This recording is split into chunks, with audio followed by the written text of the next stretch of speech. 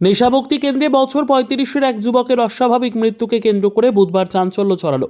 জানা গেছে, অভিষেক ঘোষ নামের ওই যুবক পতিরামের একটি নেশামুক্তি কেন্দ্রে বেশ কিছুদিন থেকে ভর্তি ছিল। মঙ্গলবার রাতে বালুরঘাট জেলা হাসপাতালে ওই যুবককে আহত অবস্থায় ভর্তি করা হয় বলে পরিবারের লোকেরা জানিয়েছে। তার ঠোঁট এবং মুখে আঘাতের চিহ্ন ছিল।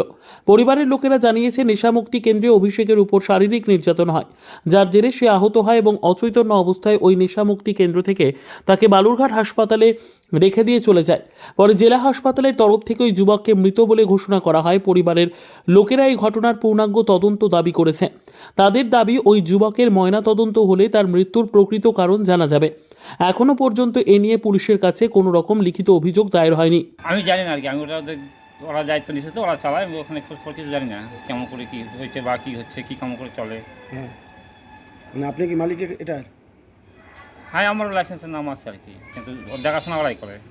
তো কালকে কারা ভর্তি করতে গিয়েছিল?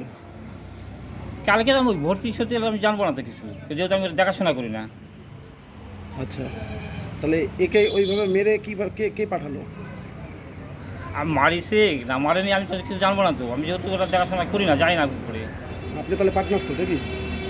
লাইসেন্সের নাম আছে, ওরা দেখাশোনা করে। বাড়িটা আমার ওই লাইসেন্সটাও বড় পার্টনার সব লাইসেন্সটা করা আছে, কিন্তু দেখাশোনা ওরাই করে। কয়জন আপনার পার্টনার? 2 জন। কে? আমি হচ্ছে পিন্টু নাম কি যেন নাম লেখা আর কি, আমরা পিন্টু করে জানি। হ্যাঁ, মানে কী হয়েছিল? কমল দাস। মানে কালকে তাহলে ঘটনাটা কী হয়েছে আপনি কী শুনেছেন এখন পর্যন্ত? আমি শুনছি সকালে নাকি সমস্যা হচ্ছিল, গল্প শোনা আর কি, ওদের সঙ্গে কারোর সঙ্গে দেখা হয়নি। বলছে যে এরকম সমস্যা, হসপিটালে নিয়ে গেছে, যাই মারা গেছে, এটুকু শোনা। এখন আসেনি ওরা, প্রকৃত যে কোনটা কী হয়েছে আমি সঠিক এখনও জানি না আর কি খবর। বাড়ির লোক বলছে মেরে ফেলা হয়েছে। সেটা আমি জানবো না আর কি, সেটা রিপোর্টটা হোক, পোস্টমর্টম হোক, দেখা যাক কী হচ্ছে। আর মানে রাত্রিবেলা যখন ভর্তি করা হলো, রাত্রেবেলা ভর্তি করেনি, সকালে ভর্তি করেছে। আজকে সকাল মানে বেলা 1টা অবধিও সেখানে আননোন লেখা হচ্ছিল। রাত্রেবেলা ভর্তি করার খবর আমার জানা নাই, আমি জানি যে সকালে ভর্তি করেছে আর কি, সকালে কটা দিকে তাও জানি না। মানে কারা ভর্তি করতে গেছিল সেটা জানেন না? জানি যে রাজ ওই যে দেখাশোনা করে দায়িত্ব আছে, ওই নিয়ে গেছে। পালিয়ে এসেছে কেন সেটাও বলতে পারবো না আর কি। পুলিশ এসেছিল আপনার দেখেন? না, এখনও আসেনি। আপনার নাম কি? প্রদীপ কুমার মণ্ডল। শুনলাম ডোজ বন্ধ করে, ওষুধটা বন্ধ করে দিয়েছে, তারপর শরীর ছেড়ে দিয়েছে।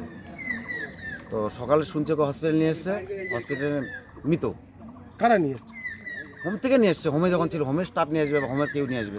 কেমন হোম? এখানে তো আননোন হিসেবে ব্যাক টু লাইফ প্রতিরামে একটাই হোম।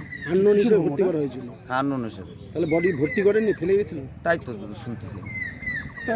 তাহলে কি কারণে ভর্তি করেছিল ওকে? ও নেশা করতো।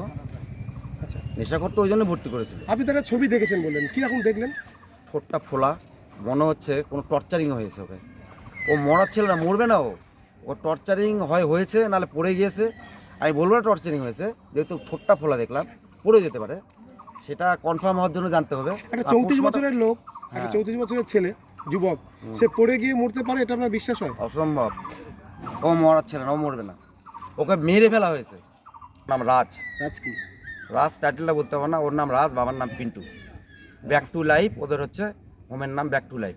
আপনার নাম কি? আমার নাম গৌতম গৌতম কি? গৌতম মালি। ব্যুরো রিপোর্ট, উত্তর বাংলা সংবাদ।